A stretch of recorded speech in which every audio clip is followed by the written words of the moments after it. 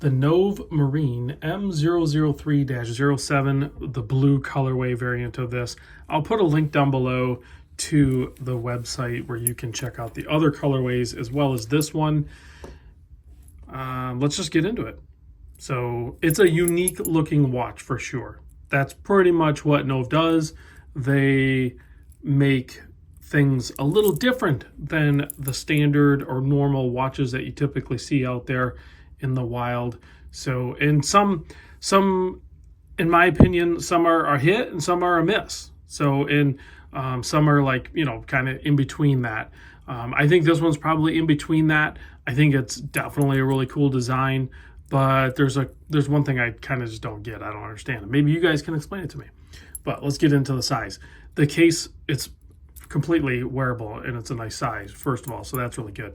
The case width, and this includes these bumps, which are, I don't know how else I'd get the measurement because these are recessed, but even this width here is only 41.5 millimeter. The lug to lug is a 47.8, and then the thickness is a 13.5, but check out the dome on that thing. It actually has a domed sapphire crystal on the underside as well. And part of that is just to make clearance because they made this thing really thin, but they needed to have clearance both for the rotor and of course for the handset. So that's why there's a double dome up top. The lug opening here, probably 22, but it's really close to 21 and a half. But there's a little bit of flare to the bracelet you can see. So I think 22 would probably fit in there. And it does taper down to 20. You have like, it's basically an H-link, but it's a styled H-link. And you have split pins, so pretty easy to size. And then you have a milled center part and then a stamped outer part with a quick adjust for the adjustment there. So clasp, works fine, keeps a thin profile. It is signed. I have no problems with that. The crowns are 6.8 millimeter. I say crowns because there's two.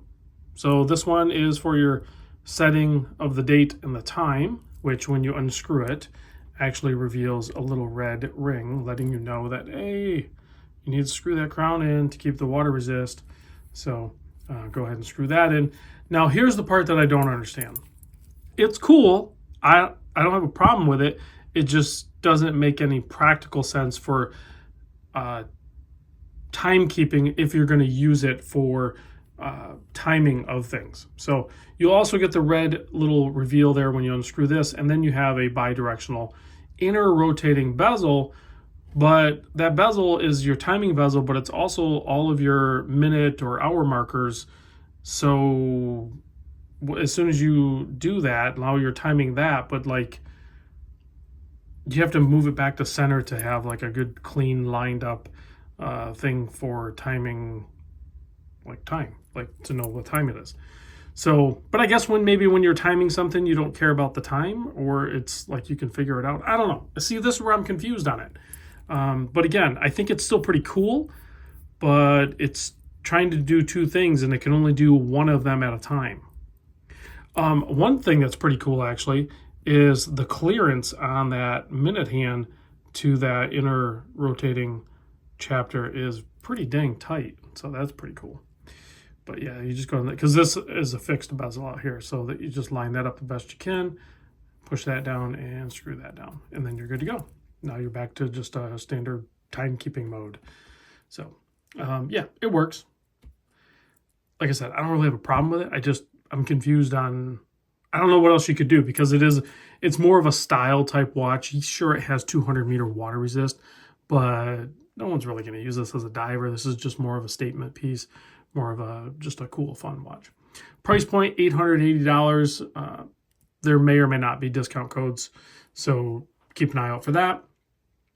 The movement inside, this is technically Swiss made because a lot of the components are from Switzerland. So like the Lume is Swiss Super Luminova C3, which we'll do a Lume shot. It is spectacular. And then of course the movement is actually a Sellita SW200. So you can see that behind that tinted sapphire. And you can see it's actually laser etched into the crystal, number 26 of 500. So looks like they're making 500 of them and they are labeling. Really good job on the case back here. You can see some other information there. You have quick release spring bar as well, But yeah, that is a Sellita SW200, so that is nice to have. And it's, I think, a newer variant with a little bit more power reserve, if I'm not mistaken. It bumps up over 40.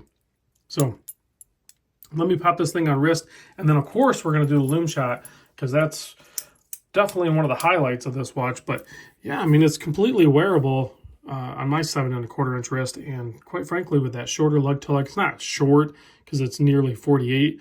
But for this style of watch, I think it's plenty short enough where you could wear this, 6½ inch wrist, no problem. Because you can see how much real estate I have on the top of on the flat part of my wrist here.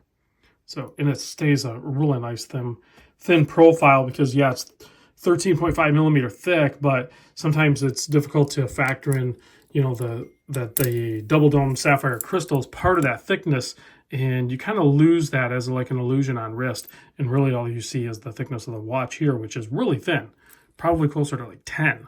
So let's give this thing a quick blast with the super duper UV light, and I believe that crown over there is also lumed.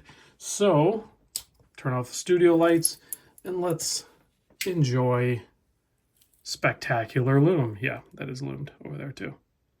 So yeah, incredible lume, really well done. Let me know what you guys think on this thing. It's, it's definitely unique. It's different. Is it something that you would buy? Is it something that you would wear? I could see wearing this. I think it's pretty dang cool. Just needs to be an orange dial. Thanks for watching, guys. I'll see you on the next vid.